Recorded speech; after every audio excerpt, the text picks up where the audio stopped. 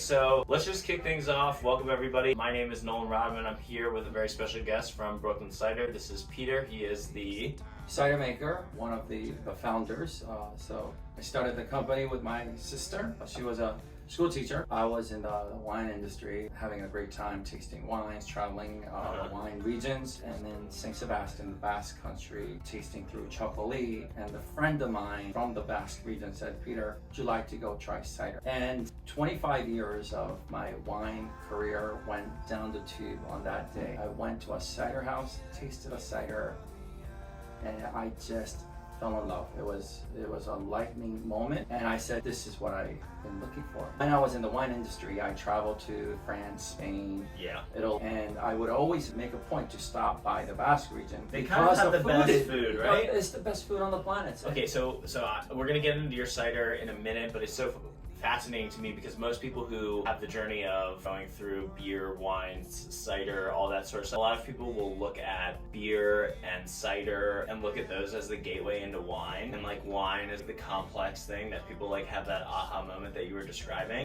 but you had it with cider. Yeah. And that's pretty cool. Up until that point, I never had a cider that really interested me. So well, it was like Angry Orchard, and then there was like Strongbow, and then it just wasn't like a dynamic, you know what I mean? Yeah. Up until that point, in the Basque region where I had a natural cider, I have not experienced anything that was very exciting. Can I get you to admit that there's been sort of a cider explosion now in the United States, and there's like cider excitement? I think more and more people are catching on. Yeah.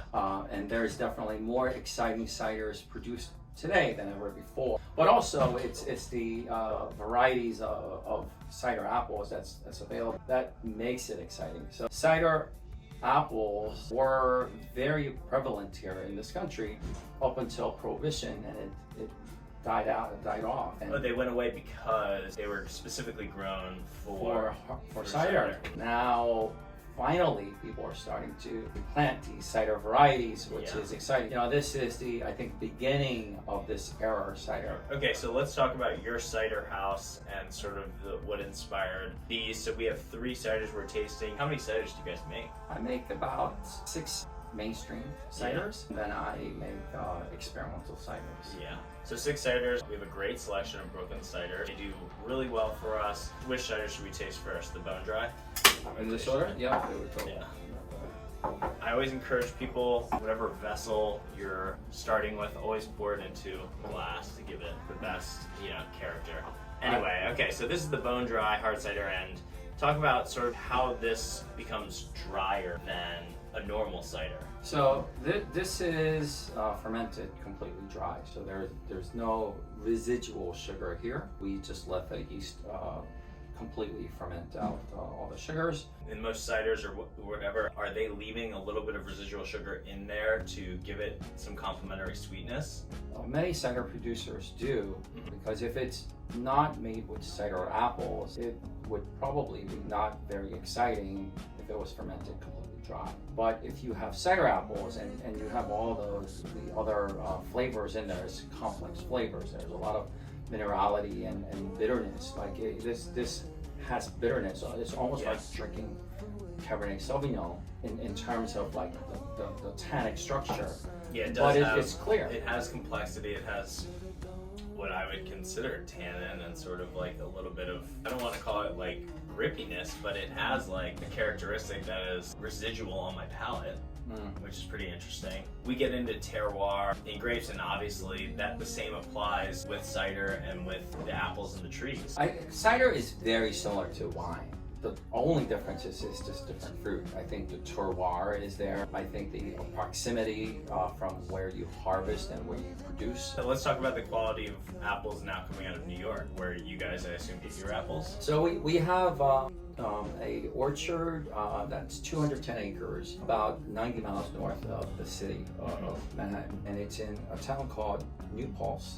We have devoted 60 acres of our land strictly to cider apples. The climate there is actually very suitable for growing apples. So it's kind of ideal situation for growing apples. Gotcha. So now we have your Rosé hard cider, and obviously that's super popular with everybody.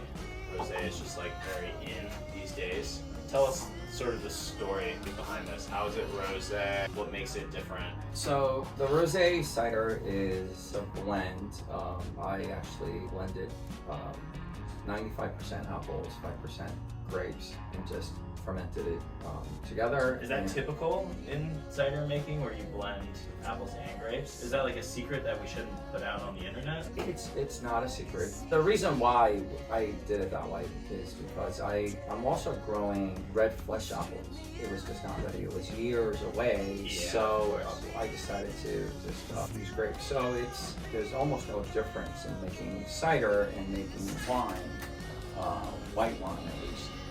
And we decided to do it. So delicious. All of our cider across the board, we never acidify, and we never add sugar.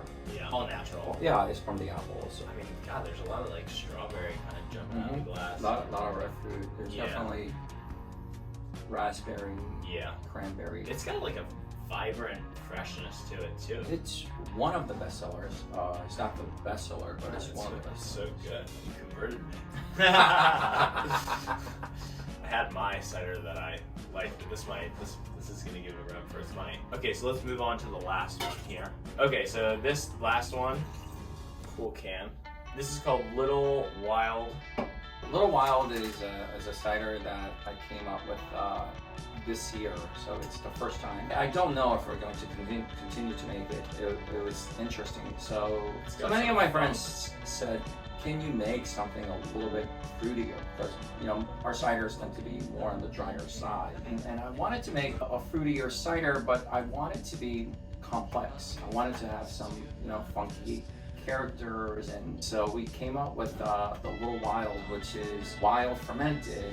It's actually cut with a little bit of sweet cider or sweet juice. Can you explain to the thousands of people watching what it means to wild ferment something? So wild fermentation is if you use the yeast that's on the fruit itself, then you cultivate that yeast by not adding any preservatives or any kind of chemicals to kill off the natural yeast. And all of the apples that you're bringing in and picking and pressing and stuff, they have natural yeast on them, right? Yes, and where we try to always maintain the health of the orchard. We do sustainable farming, so we want the population of the yeast to be very healthy on the apples, and we ferment it with its own yeast.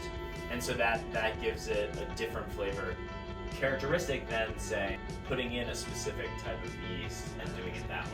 Absolutely. So it gives off more funky character.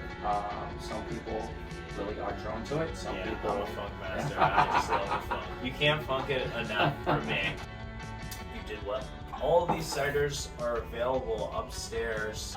It's wonderful to have you here talking about your ciders. I love the variety you have. I love the story behind them. Thanks so much for tuning in. If you have any questions for Peter or for me, please be sure to leave a comment. Subscribe to our channel if you haven't already and like this video. We'll see you next time.